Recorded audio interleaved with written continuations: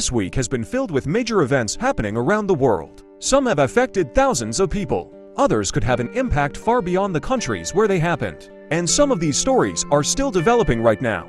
So, what happened this week? Let's take a look. Our first story takes us to Indonesia. On August 15th, a powerful earthquake struck near the island of Flores. The earthquake caused major damage across the region. Buildings were damaged, and many people were affected by the disaster. Emergency services quickly began responding. Rescue teams have been working in affected areas, while aid has been sent to communities that need it. But the situation hasn't completely settled down. Further earthquakes have been recorded in the region since the main earthquake. This has made recovery even more difficult for people already dealing with the damage. Indonesia is also located on the Pacific Ring of Fire. The region experiences frequent earthquakes and volcanic activity. However, earthquakes of this strength can still cause serious destruction.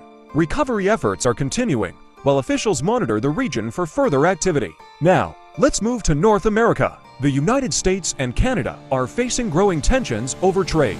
Tariffs are the main cause of the disagreement between the United States and Canada. Tariffs are taxes placed on goods imported from another country. The United States have introduced new tariffs affecting Canadian products. Canada has announced that it will respond with tariffs of its own.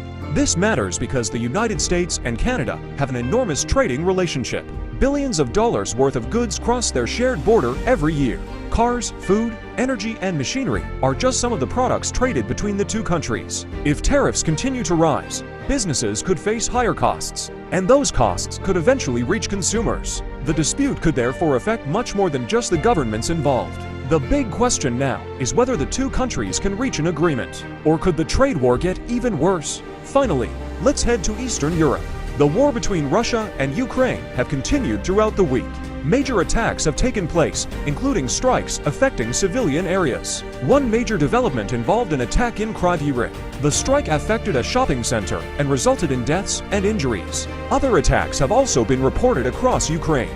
Ukraine has also continued launching drone attacks against targets in Russia. This means the conflict is continuing far beyond the main front lines. Meanwhile, diplomatic efforts are still taking place, but there is still no clear end to the war.